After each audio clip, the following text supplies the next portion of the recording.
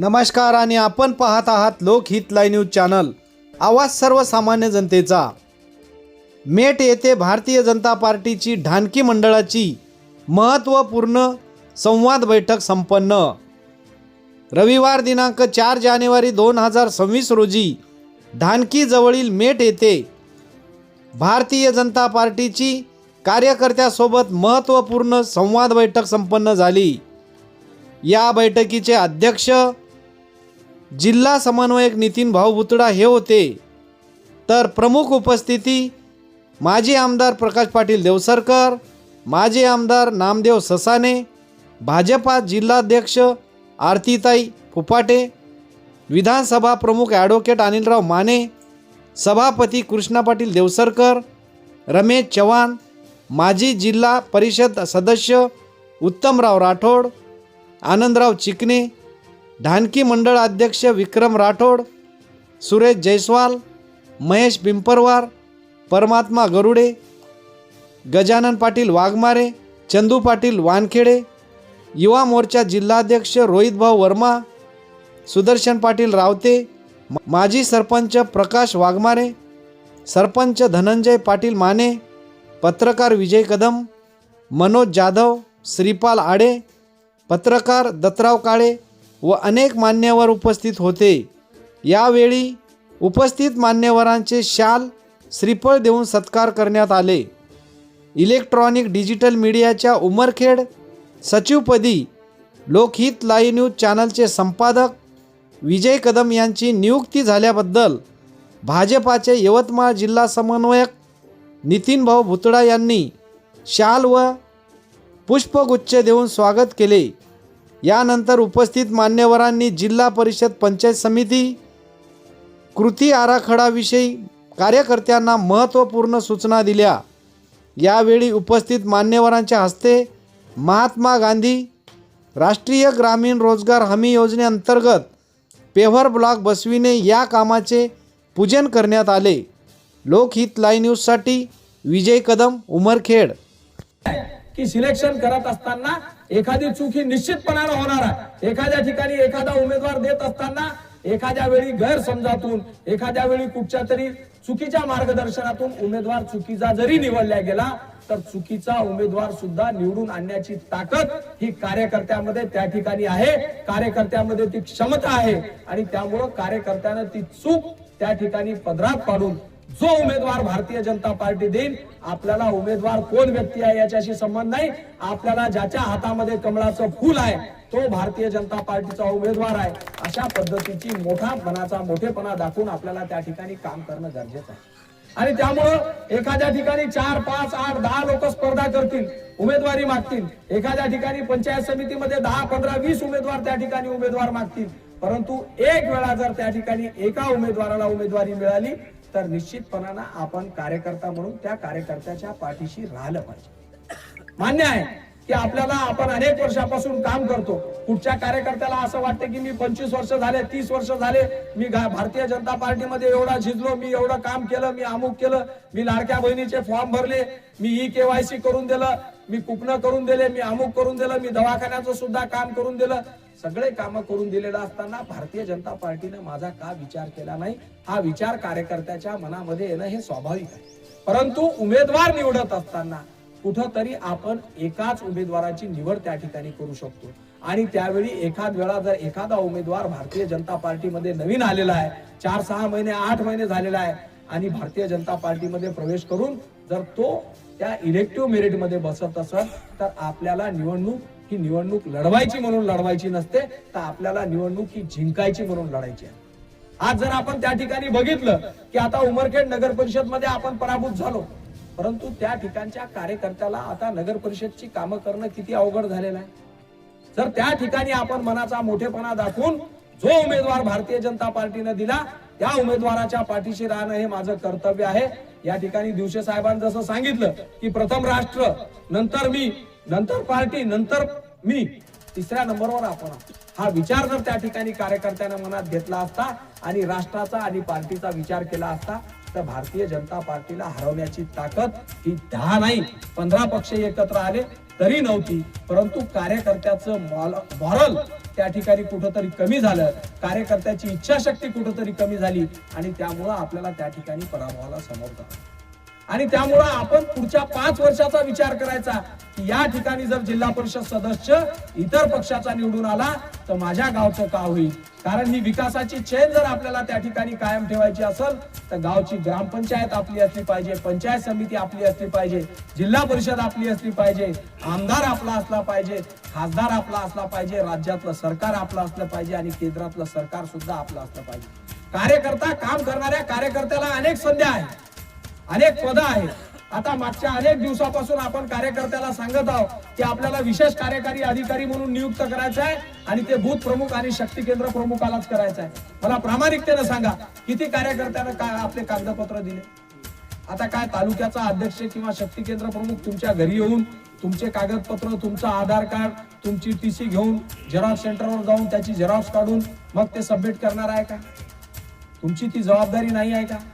तालुक्याच्या समित्या गठीत करायच्या आहे. कितीतरी वेळा आपण तालुका अध्यक्षाशी आणि जिल्ह्याच्या पदाधिकाऱ्याशी संवाद साधला, त्यांना सांगितलं की अशा अशा पद्धतीने आपल्याला या सगळ्या समित्याचं गठन करायचं आहे. त्याच्यामध्ये कास्ट वाईज क्रायटेरिया आहे, कुठच्या पद्धतीने कुठचा माणूस आपण योग्य कार्यकर्त्याला सन्मानित केलं पाहिजे या दृष्टीने आपला प्रयत्न झाला पाहिजे. ही यादी आपण बनवली पाहिजे. आपण संघटनेमध्ये काम करत असताना कुठंतरी आपल्यातली सक्रियता त्या ठिकाणी दाखवली पाहिजे. सक्रियता दाखवायची म्हणजे आपल्याला काय 24 तास भारतीय जनता पार्टीचं काम करायचं आहे, आपल्या घरावर तुळशीपत्र ठेवायचं आहे का? नाही ठेवायचं. परंतु आपल्याला आपला दिवसातला अर्धा तास, 1 तास, 1.5 तास, 2 तास जो आपला फावला वेळ आहे तो वेळ आपल्याला त्या ठिकाणी पार्टीला द्यायचा. एका बूथ प्रमुखानं जर ठरवलं तर प्रत्येक बूथ प्रमुख हा आपल्या बूथवर असलेल्या प्रत्येक कुटुंबाशी, प्रत्येक घराशी दररोज संवाद साधू शकतो. आपण आपला ब्रश करत असताना सकाळी ब्रश घेऊन जरी आपण आपल्या बूथवर राऊंड मारला ना तरी पहिले प्रत्येकाशी आपलं इंटरॅक्शन होतं. अर्ध्या तासात आपण आपल्या गावात राऊंड घेऊन त्या ठिकाणी प्रत्येकाशी संवाद साधू शकतो आणि प्रत्येकाच्या अडीअडचणी त्या ठिकाणी जाणून घेऊ शकतो. त्या अडीअडचणी मग सोडवायच्या कशा?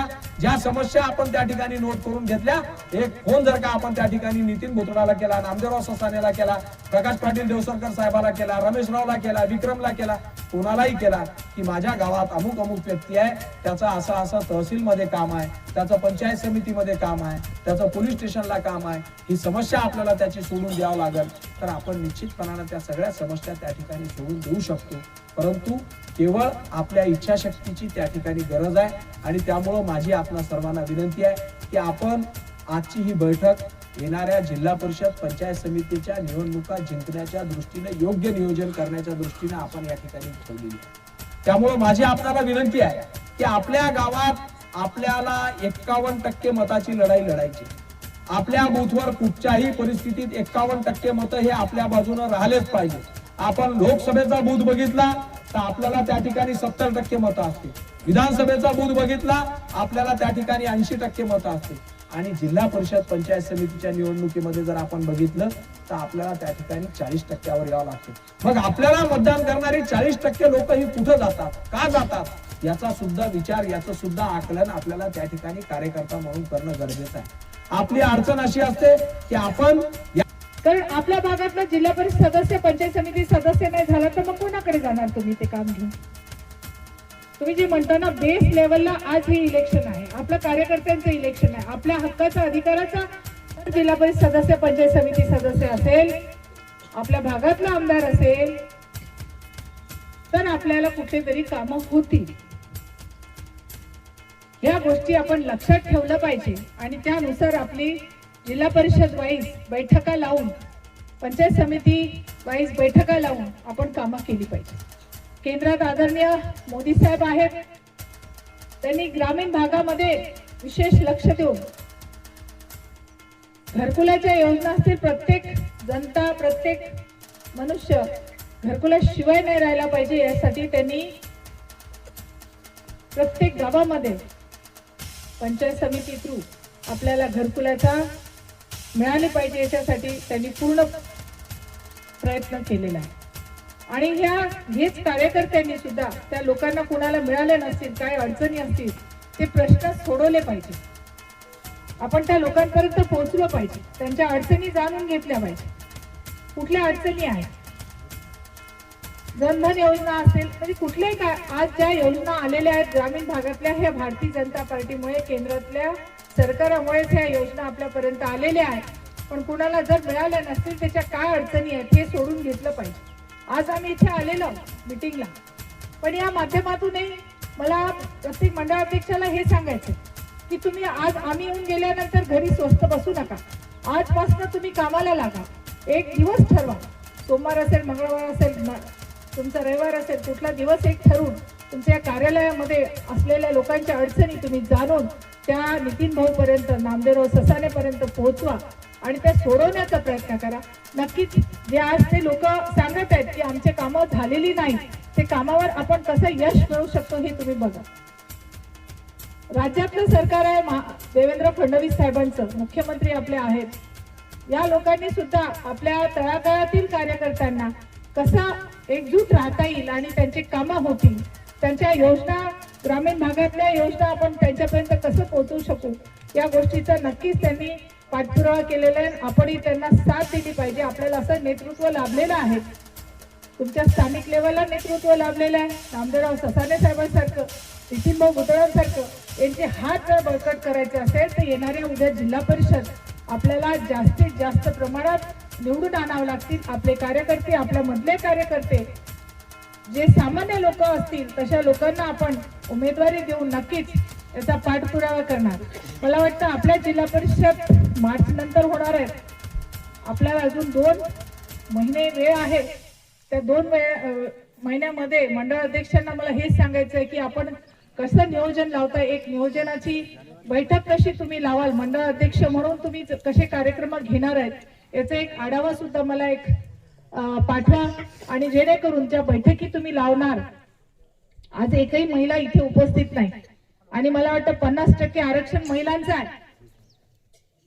आजच्या मीटिंगला महिला आल्या नाही असं नाही ना, जिल्हा अध्यक्ष तर महिला आहे. महिला यायला, कारण आपण उद्या महिलांना देणार आहोत तिकीट. त्यांना माहित पाहिजे की काय आहे भारतीय जनता पार्टी आणि भारतीय जनता पार्टीतले कार्यक्रम, योजना, भारतीय जनता पार्टीतले नेते, हे सगळे माहीत असायला हवे. त्याच्यानंतरच आपल्याला कुठेतरी सक्रिय त्या महिलांना करता येईल, आपले हात बळकट करता येईल. लाडक्या बहीण योजना तर त्यांच्यासाठीच आहे ना प्रकल्प, मग त्या महिला असायलाच हव्या होत्या. आज एकही महिला नाहीये या कार्यक्रमात. तर नक्कीच या गोष्टी आपण पुढच्या मीटिंग मध्ये, राठोड साहेब, मंडळ अध्यक्ष थोडे लक्षात ठेवा आणि तुम्ही या माध्यमातून महिलांची वाटल्यास तर एखादी वेगळी बैठक घ्या. आपली महिला जिल्हाध्यक्ष पण या कार्यक्रमाला असायला हवी होती, ती पण नाहीये. तिला सुद्धा आपण बोलवायला पाहिजे होतं, कारण महिलांना आपल्याला सक्रिय करणं आवश्यक आहे. कारण 50% आरक्षण आहे, मग आपण म्हणतो की आपल्याला वेळेवर उमेदवार मिळाले नाही, तर त्या गोष्टी व्हायला नको. त्याच्या आज आपण सुरुवात केली पाहिजे. नक्कीच तुम्ही सगळे सुज्ञ असे मतदार आहात.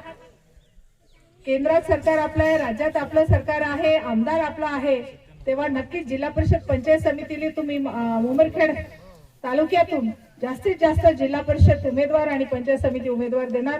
धन्यवाद. जय हिंद, जय महाराष्ट्र. भूमिपूजन व अनावरण करण्यात आले. त्यापैकी आमचे 2 महिन्यापूर्वी 60 लाखाचे काम कंप्लीट झाले होते, सीसी रोडचे आणि नालीचे. आणि येथे आता टीएस आणि प्रशासकीय झालेली आहे 60 लाखाची आमची. त्यात 5 सिमेंट रोड आहेत आणि 1 सीसी नाली आहे. आणि आमदार साहेबांकडनं एक 7 लाखाचा आपल्याला भूमी, आपलं हे काय स्मशानभूमीचं हे झालेलं आहे शेड बांधकामासाठी, आणि 3 लाखाचा हॅमॅक्स लाईट झालेला आहे. 20 कोटी 1 कोटी 20 लाख रुपये हे कोणत्या निधीतून आले? आता यातून आमच्या ना एक 10 लाख रुपये जनसुविधेमधून आलेले आहेत, 10 लाख रुपये दलित वस्तीमधून आलेले आहेत, आणि उर्वरित जे 1 करोडचे काम आहेत ते MRGS मधून आलेले आहेत. तुम्ही कामं टाकले कामं टाकले 6 कामं आमचे कंप्लीट झालेले आहेत. 5 सीसी रोड झालेले आहेत आणि 1 नाली कंप्लीट झालेली आहे. बाकीचे 6 कामं ऑनगोईंग चालू आहेत.